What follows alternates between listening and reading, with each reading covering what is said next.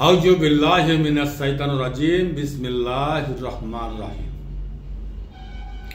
আসআলুল্লাহাল আযীম রাব্বাল আরশিল আযীম আইয়াসফিয়াকা।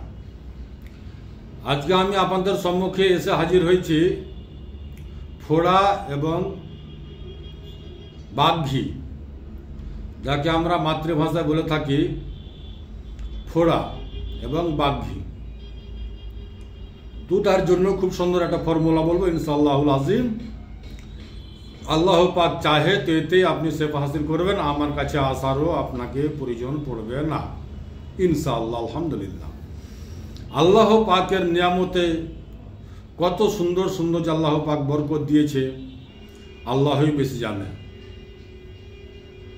আসেন আমরা তাহলে ফোড়াকে কি করে পাকিয়ে, ফোড়া এবং বাঘি কি করে পাকিয়ে পাকাবার ব্যবস্থা করছি। ভুল বুঝবেন না, বসাবার জন্য না, কিন্তু পাকিয়ে বের করার জন্য। দুটাই ফোড়া এবং বাঘি, যাদের কাঁচাতে বাঘি হয় বা যে কোনোখানে ফোড়া হোক না কেন, আর যে কোনো টাইপের ফোড়া থাক না কেন, ইনশাআল্লাহুল আযীম আল্লাহ চাহে তো আপনি এতে শেফা হাসিল করবেন। সেটা হচ্ছে কি, আমার হাতে দেখতে পাচ্ছেন আপনারা সজনা গাছের পাতা, সাজনা গাছের পাতা, এটাই দিয়ে আপনি আপনার ফোড়াকে পাকাতে পারেন। সাজনা গাছের পাতা কি করে পাকাবেন সেটি আমি 1 থেকে 2 বার, বেশি তো বেশি 3 বার, 3 বার দরকার পড়বে না, একবারই বেশিরভাগটাই হয়ে যায়। বাই চান্স 2 থেকে 3 বার লাগাতে হয়। কেমন করে লাগাবেন, লাগিয়ে দিলে যথেষ্ট। ফোড়া হোক কিংবা বাঘি হোক, যেটা দুটার জন্য যথেষ্ট ইনশাআল্লাহ। কোনো ইনফেকশন নাই, কোনো সাইড এফেক্ট নাই, সম্পূর্ণ ন্যাচুরাল। আমার মায়েরা, আমার বাবারা, আমার ভাইয়েরা, আমার বোনেরা, আপনি আপনার বাড়িতে বসে করেন, ঘরে করেন, আপনাকে কোথাও যাওয়ার প্রয়োজন পড়বে না ইনশাআল্লাহ। এই সাজনা গাছের পাতা নেবেন আপনি এবং এর জড়ের ছাল নেবেন। সাজনা গাছের পাতা এবং এর সাজনা গাছের জড়, শিকড়, ওই শিকড়ের ছাল সমান সমান পরিমাণ মাত্রায় নেন, নিয়ে আপনি সমান সমান মাত্রায় নিয়ে বেটেলেন। বেটাকে উষুম গরম করে যেখানে আপনার ফোড়া আছে বা বাঘি আছে ওখানে লাগিয়ে দেন।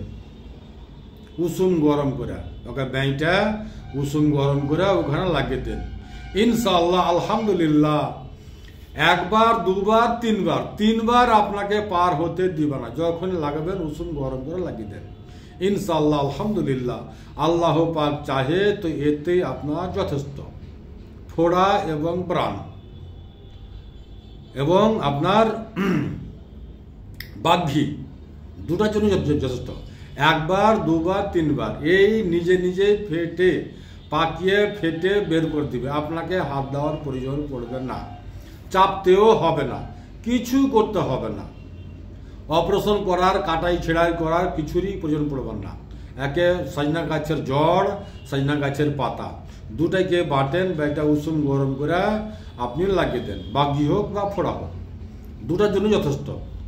সব চাইতে বড় জিনিস হচ্ছে যে এতে কোনো কেমিক্যাল নাই, কোনো সাইড এফেক্ট নাই, সম্পূর্ণ ন্যাচুরাল। 1 বার 2 বার 3 বার লাগালে যথেষ্ট। হতে পারে 1 বারে কিংবা 2 বার কিংবা 3 বার। ও নিজে নিজেই ফেটে বের করে আপনাকে বের করে দিবে। তারপরে যখন ফেটে আপনার ময়লাগুলো, আবর্জনাগুলো সব বের হচ্ছে, তখন করণীয় কি, তারপরে করণীয় কি আছে আপনার, শুধুমাত্র পানি পট্টি করবেন। শুধুমাত্র যখন আপনার ফোড়া পেকে বেরিয়ে যাওয়ার পরে শুধুমাত্র পানি পট্টি করবেন। পানি পট্টিতে আপনার বিষ, ব্যথা, ভিতরে যত আবর্জনা আছে সেই আবর্জনাকে আপনার খিঁচবে, টানবে।